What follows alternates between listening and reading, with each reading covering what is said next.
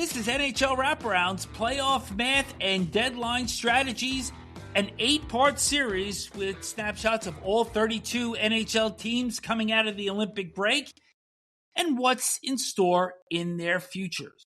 This show, Pacific Division Part 2, will be covering the LA Kings, San Jose Sharks, Calgary Flames, and the Vancouver Canucks. And the way we do this is we talk a little bit standings, then we talk about key games in the schedule, add some personnel notes in there, whether it has to do with UFAs or injuries, and then Neil's take on the strategies that the respective GMs for these clubs should be taking. We're going to start off with the LA Kings, and your buddy Ken Holland took a lot of heat at the beginning of this season when he re-signed a lot of older players. The team right now is in wild card 3 points back of their rival Anaheim Ducks, even in games, 26 games left on the schedule. They have homestands of 6 and 7 games. They also have a 5-game road trip and 2 trips of 3 games apiece. They have 2 home games against Edmonton and Nashville. They're at Utah on March 22nd, home against Utah on the 28th of March, and at Seattle on the 13th of April. Things got a little bit more complicated when Kevin Fiala was lost for the rest of the regular season, at least, getting tangled up with Tom Wilson in the Olympics. But Artemi Panarin will be ready to go as soon as the break ends and the Kings play their first game against Vegas.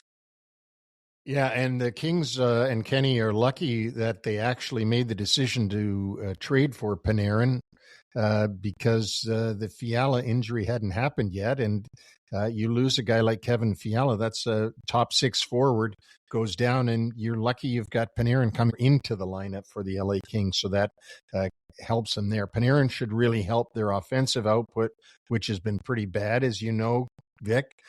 29th on the power play with the players they have.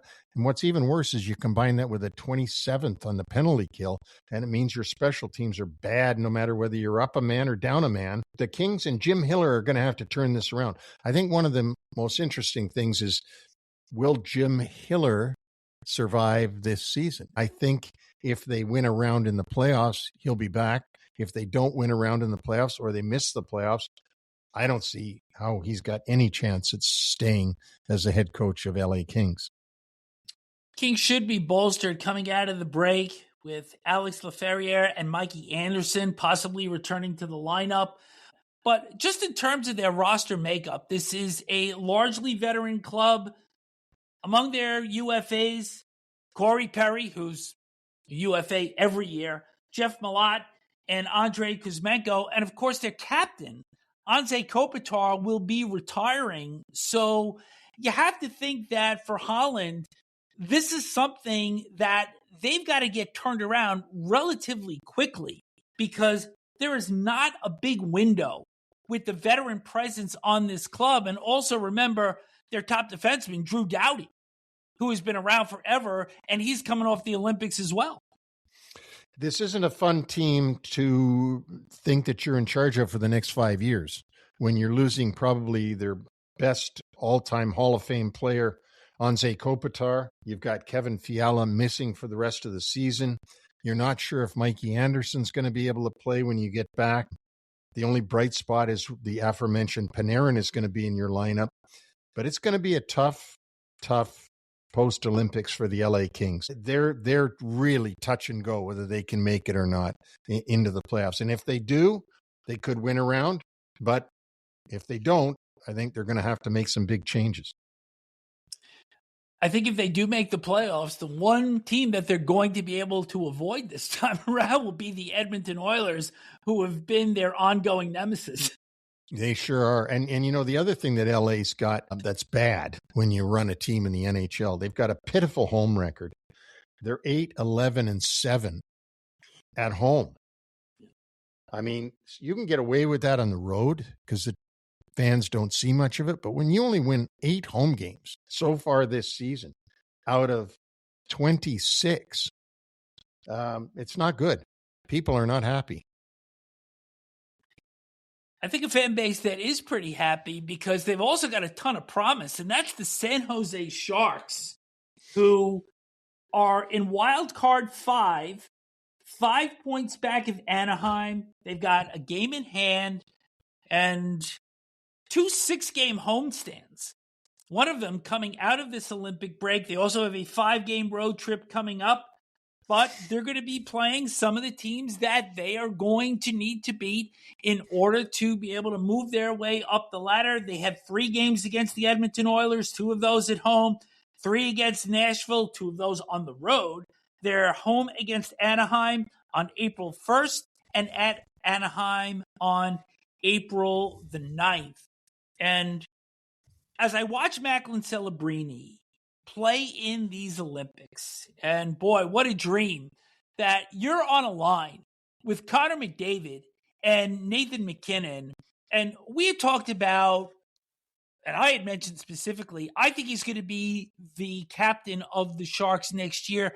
You talked about, well, we're not sure what kind of leadership capabilities he has, but when you're on a team that's got McDavid and was captained by Sidney Crosby, you're picking up a hell of a lot by osmosis. And you could just see the way that he's carrying himself, that not only is he a superstar player right now, but I think he's going to be a captain and really fill out that resume even further for a team that is clearly on the rise.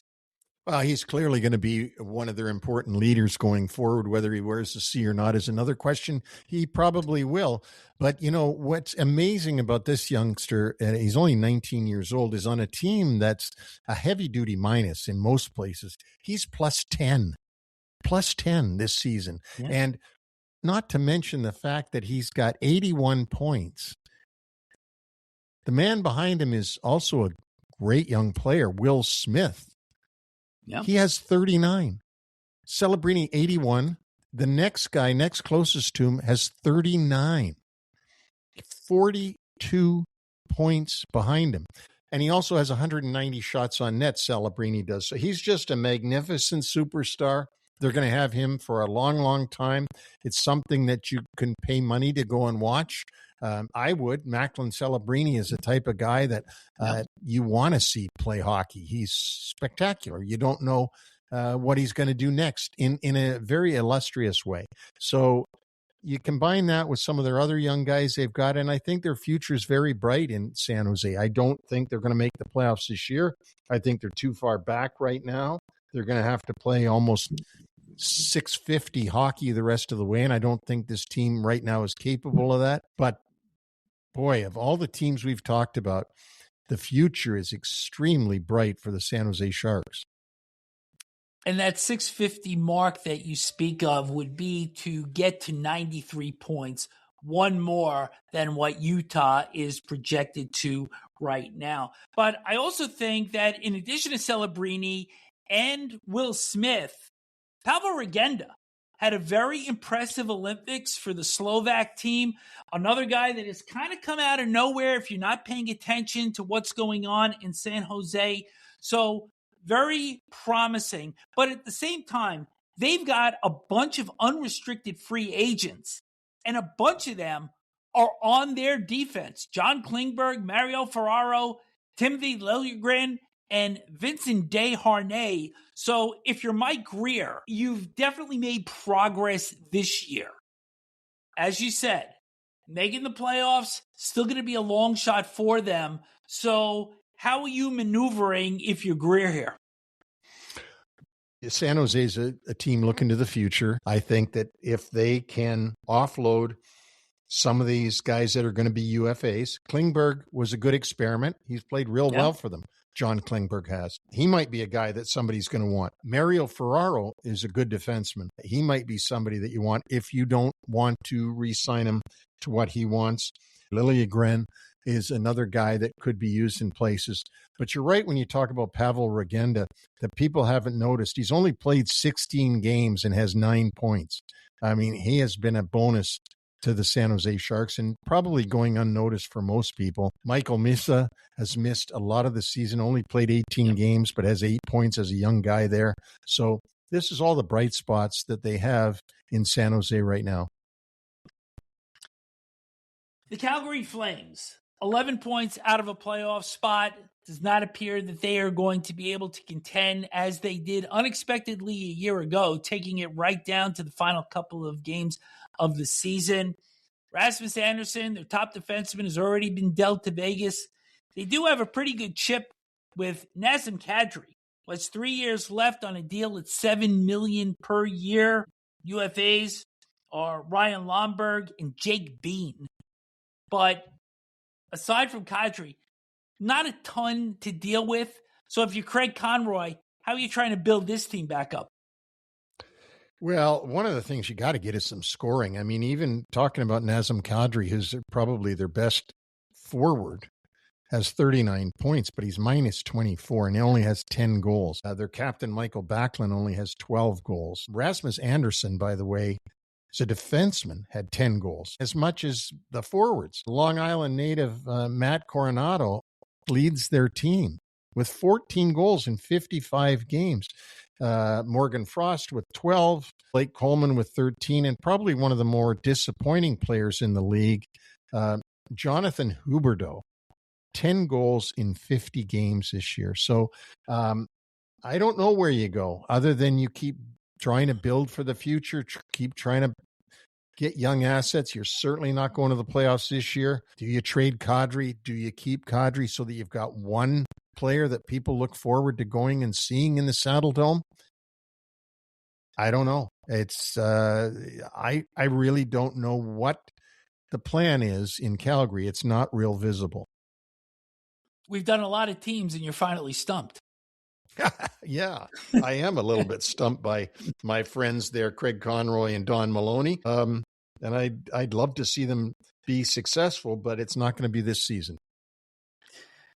The Flames last in the NHL with 142 goals, and Huberdeau out for the season having surgery, so he's done for 25-26. The Vancouver Canucks, last overall in the NHL. Season has been a complete disaster for them. They do have 2 first-round picks this year, their own and the one from the Minnesota Wild, stemming from the Quinn Hughes deal. They have UFAs in Evander Kane, Teddy Bluger, and David Kampf, who actually had a pretty good Olympics, and also defenseman Derek Forbert. But in already having dealt Hughes and JT Miller a year ago, if you're Patrick Alvin, why are you keeping Elias Pettersson around? Maybe because nobody wants his contract. I mean, he's got such a big contract and such a long contract. Don't forget, you didn't mention, but Kiefer Sherwood has already been dealt to the San Jose Sharks, and he was having a real good year. So you don't have him anymore. This is another team that doesn't score many goals. Their leading scorer was Kiefer Sherwood with 17 goals. Now your leading goal scorer is either Elias Pettersson with 13 or Jake DeBrusk, who has 13.